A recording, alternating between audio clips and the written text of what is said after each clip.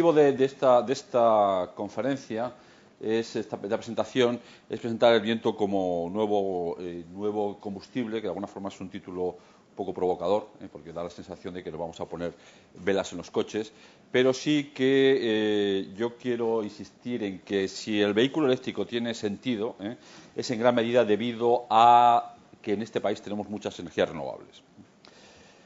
Quiero hacer algunas consideraciones primero de carácter personal. Yo soy un ciclista urbano, voy en Madrid, voy en bicicleta, que parece que la bicicleta se ha pasado un poco así, se habla de pasada, y la verdad es que yo utilicé una bicicleta que me prestó Going Green hace un tiempo y también yo quedé muy satisfecho de la bicicleta. El único problema es que vale 2.000 euros, o 1.000 y pico euros, y tiene unos riesgos de que se la roben, entonces claro, no... es un factor que hay que tener en cuenta. Pero sí que creo que yo tuve una experiencia, tengo una experiencia como ciclista urbano, y es el tema del ruido. Es decir, yo he tenido problemas como ciclista en las ciudades fundamentalmente con los peatones, porque con viejecitas que cruzan, y que cuando estás a punto de atropellarlas, pues las atropella y dice, coño, si no hace ruido. Coño, señor, soy una bicicleta, ¿cómo voy a hacer ruido? Entonces, creo que es importante, aunque el ruido evidentemente no es un factor positivo, no conviene perder de vista que algo hay que incorporar por un tema de seguridad. En relación con la muy buena venta que ha hecho Gonzalo del tema de la seguridad, a mí se me ocurre, para los que hemos conducido un coche eléctrico, que una de las ventajas que tiene el coche eléctrico es, desde luego, el reprise. Es decir, en este país que cada vez se adelanta peor porque hay más autovías, el que tú te puedas acelerar en un muy corto plazo de tiempo es una garantía para el vehículo eléctrico. Es decir, que yo creo que eso, desde luego, va a contribuir a la utilización del vehículo eléctrico. Bueno, otra consideración también personal, yo soy ingeniero aeronáutico, pero cuando acabé la carrera, antes de hacer el proyecto de fin de carrera, me di cuenta que los aviones se me habían quedado un poco grandes, entonces diseñé un coche como proyecto de fin de carrera, que era un coche refrigerado por aire, con cilindros opuestos, como el Volkswagen, pero que estaba en la parte delantera del coche. Y un argumento que no veo a los fabricantes o a los comercializadores de vehículos eléctricos es la posibilidad de hacer vehículos más aerodinámicos, es decir, que la resistencia al viento sea menor que en un vehículo convencional, porque de alguna forma el motor eléctrico te da más versatilidad a la hora de hacer una configuración más aerodinámica. Pues estamos en un centro de ensayos. Yo, desde luego, soy un firme partidario del vehículo eléctrico y creo que esto va a cambiar también la formación profesional. Vamos a necesitar más ingenieros eléctricos e ingenieros mecánicos, porque, como me decía un fabricante de máquinas, el ingeniero eléctrico es capaz de aprender de mecánica, pero el mecánico no aprende nunca de electricidad. Eso es un poco lo que me pasa a mí, que soy aeronáutico, me muevo en el mundo eléctrico, este mundo de la generación eléctrica, pero nunca acabo de entender todo esto de las leyes de Kirchhoff y todas estas cosas que resultan un poco complicadas. Bueno, entrando ya en lo que es el objetivo de mi presentación, yo me he orientado por una forma un poco convencional de presentarla, con algunas preguntas y algunos temas para que luego surjan en el debate. También quiero decir que yo participo en un foro multisectorial que ha creado el Ministerio de Industria, en el cual nos reunimos las compañías eléctricas, los fabricantes de coches, los concesionarios de garajes, para debatir el futuro del coche eléctrico.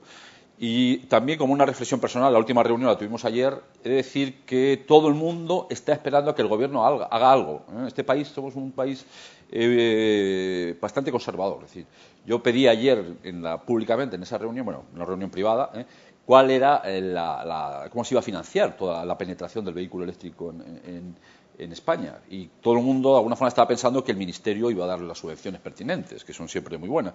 Pero la verdad es que en la situación actual de crisis económica, o echamos un poco más de imaginación, o va a ser difícil que el Gobierno vaya a hacer inyecciones masivas de dinero para la penetración del vehículo eléctrico.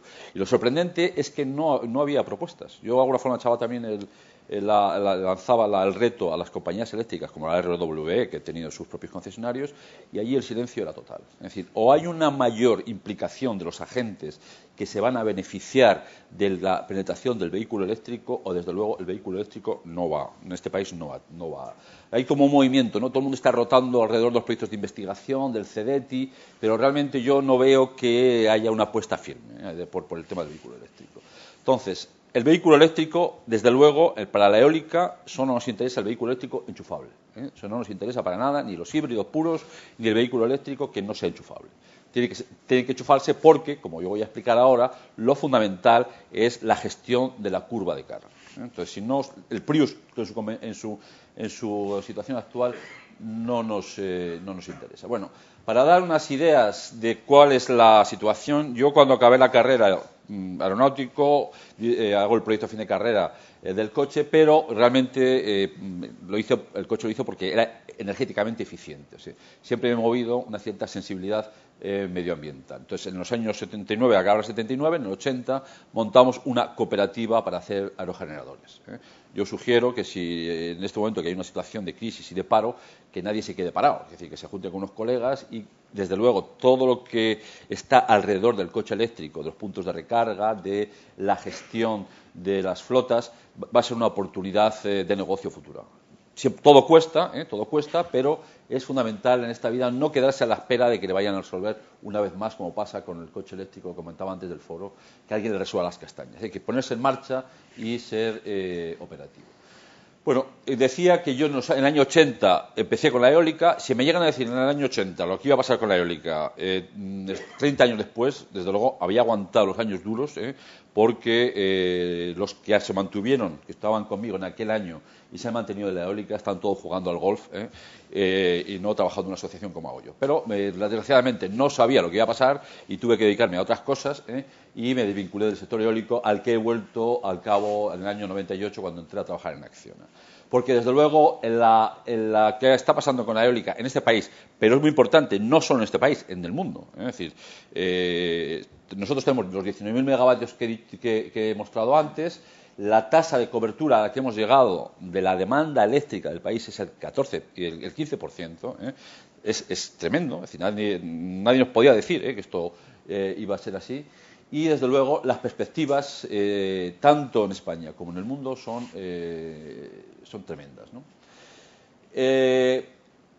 O sea, el 14% estoy hablando de lo que es en la demanda a lo largo del año. Pero lo que ha pasado en los últimos meses, sobre todo en los meses de noviembre y diciembre, es que la demanda ha llegado a ser el 22,7%, esto se corresponde yo creo que al mes de noviembre, ¿no? De noviembre y diciembre, la segunda tecnología, y hemos llegado a ser el 54% de la cobertura de la demanda. Es decir, que la electricidad que se está produciendo, que se está consumiendo en un momento dado en este país, el 54% es del viento. Para que os hagáis una idea de la importancia que tiene las energías renovables en el sistema eléctrico español.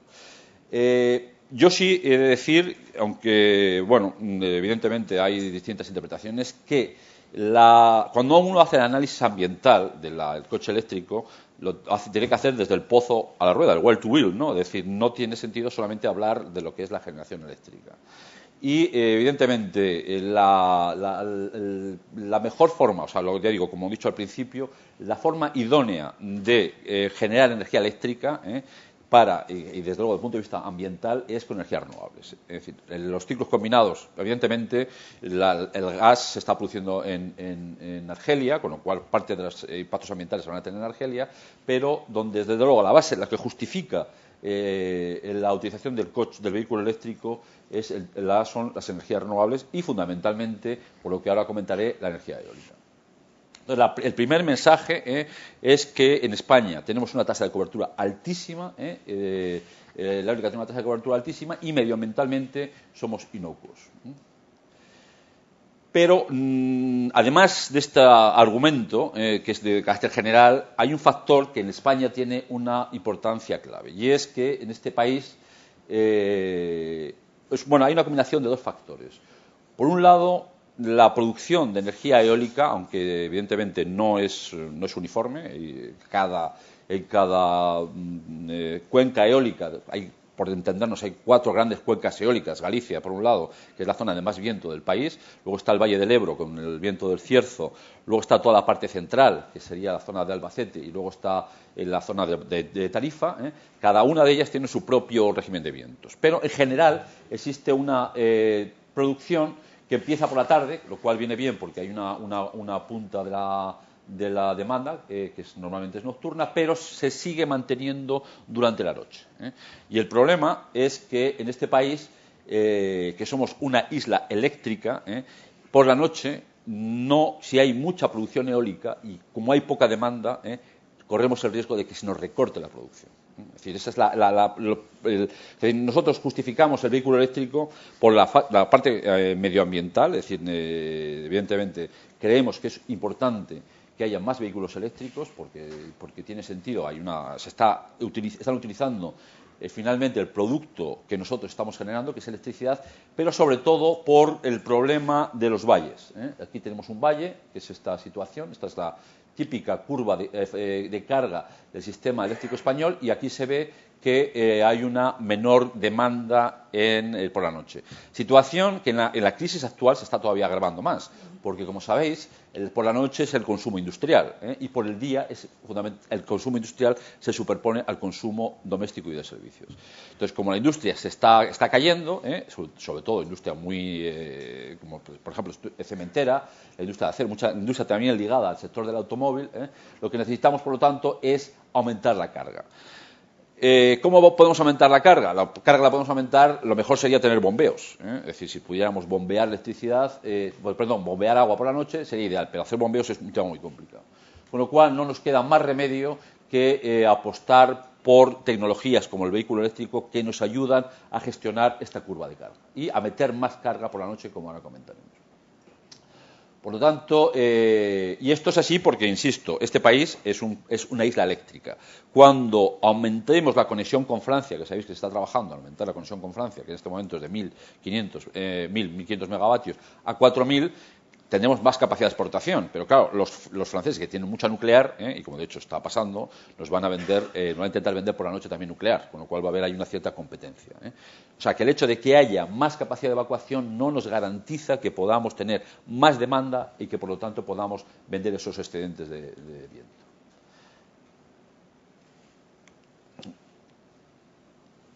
Bueno, esto es un poco lo que acabo de comentar.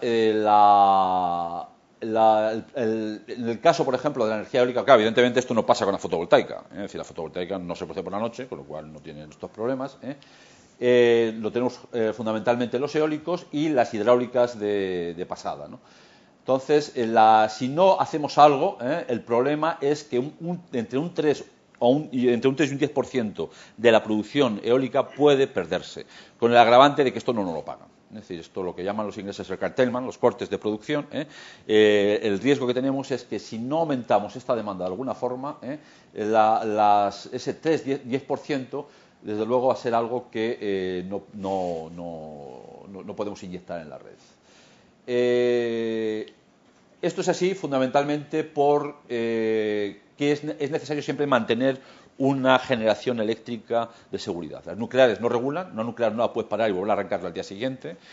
Luego hay centrales que tienen que mantenerse en funcionamiento, fundamentalmente hidráulicas y ciclos combinados, porque siempre hay que mantener la frecuencia de la red constante, dentro de un cierto rango, pero siempre en 50 hercios, con lo cual no se pueden parar esas centrales. Entonces nos queda muy poco margen para introducir generación eólica. Entonces esta es un poco la apuesta y por lo cual nosotros participamos en este grupo del vehículo eléctrico, que en este momento para el gobierno español es una prioridad. Es decir, las renovables estamos en una situación un poco delicada últimamente, por el famoso déficit tarifario y todas estas cosas, pero desde luego el ministro Sebastián ha apostado fuertemente por el vehículo eléctrico. E insisto que lo importante es movilizar a los agentes, que de alguna forma se impliquen en la comercialización, en la puesta a punto de los puntos de carga y en la venta de vehículo eléctrico. Todo esto, evidentemente, es importante que la carga sea por la noche. Es decir, si la carga está produciendo en la punta, no estamos resolviendo nada. Entonces hay que trasladar, en la medida de lo posible, carga a las horas valle, y esto introduce un elemento importante en los vehículos eléctricos, es la carga lenta. Es decir, aunque no se puede evitar que haya una carga rápida, porque hoy en día un conductor, un usuario de coche, no puede estar esperando 5 horas a que se le cargue el vehículo, tiene que tener la opción de una carga rápida, pero por lo general estamos trabajando siempre en un escenario de carga lenta, que es la carga que se haga la carga nocturna. Ayer comentaba, por ejemplo, el representante de los garajes, hay una asociación como la nuestra de los garajes a nivel español, y decía que tenían 50.000 garajes preparados para conectar vehículos. Yo le pregunté, ¿y cómo se va a facturar la electricidad? Porque, como sabéis, en este país yo no puedo vender libremente la electricidad. Es decir, el garaje puede instalar enchufes, pero no puede vender la energía eléctrica de esos enchufes, porque eso está prohibido por ley. Entonces, la modalidad que están pensando es dar un servicio adicional. Yo le puedo cobrar a usted un bono, no le cobro la electricidad como tal, sino le cobro un bono por darle servicios de lavado, de carga del vehículo eléctrico. Es decir, ya hay un movimiento lento para la introducción de sistemas de carga en los garajes.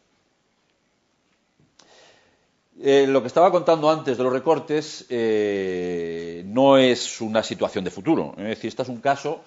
En España, esta situación de baja demanda es general, es decir, estamos hablando siempre. Hablo del sistema eléctrico peninsular.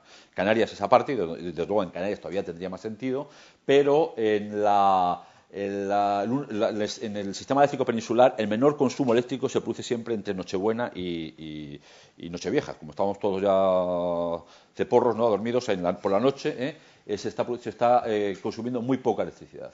Y el 1 de enero de este año pues se produjo todo este recorte que se ve aquí. Es decir, hubo una pérdida de la parte roja, fue lo que nos cortaron. Para que os hagáis una idea, en el año 2009 se vinieron a producir del orden de unos 15 cortes, y la pérdida de ingresos para el sector estuvo del orden de unos 15 millones de euros, que para un sector que factura 2.300 millones no es una cantidad excesiva, pero desde luego si esto se va aumentando y el riesgo es que aumente, pues la pérdida de ingresos puede ser importante. Si cuando antes decía la posibilidad de implicarnos en impulsar el vehículo eléctrico, nosotros como sector eólico estamos dispuestos a sentarnos para laminar esta pérdida de ingresos que tenemos por culpa de los recortes. Entonces, nuestra apuesta es firme, creemos que el vehículo eléctrico tiene futuro y, desde luego, estaríamos dispuestos a evaluar cuáles son las posibilidades de compartir, ¿no?, esos posibles beneficios de que nos corten menos para apoyar el desarrollo de la infraestructura eléctrica. Todo esto, desde luego, está ligado a que la energía eólica es, desde el punto de vista ambiental, positiva. Es decir, estos son los números del año 2008, en el cual, gracias a la energía eólica, se evitaron las emisiones de 19 millones de toneladas de CO2, 11.000 toneladas de NOx y 33.000 toneladas de CO2. Por otro lado, evidentemente, ayer también en la reunión del foro había dos partes. Estaban las compañías petrolíferas y estaban también las compañías eléctricas. Había unos que ganaban y otros que perdían, ¿no? Entonces los petrolíferos tenían ciertas dudas, tenían inquietud. Entonces yo, de alguna forma, lo que aporté ahí es decir, bueno, evidentemente algunos van a ganar y otros van a perder, pero lo que sí es bueno para el país, de alguna forma, el gobierno tiene que apoyarlo. Y esto es un poco la idea. No solamente es reducir las emisiones de CO2 y las emisiones de contaminantes, sino también disminuir las importaciones de derivados del petróleo. Esto es un poco más de lo mismo. Y yendo ya a las conclusiones, el crecimiento de la energía eólica es fundamental para cumplir con los objetivos de cobertura del 20%. Como sabéis, hay un compromiso por parte de España del 20% de la demanda de energía final con energías renovables.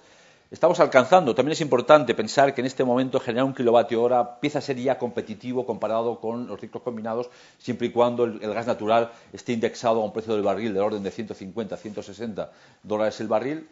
La variación de la demanda y de la penetración exige una operación flexible del sistema. El sistema ha mostrado su capacidad para operar con altos grados de penetración eólica, pero todavía hay que mejorar. Hay que introducir soluciones de gestión de la curva de carga, como son el vehículo eléctrico, si es posible, desde luego el bombeo.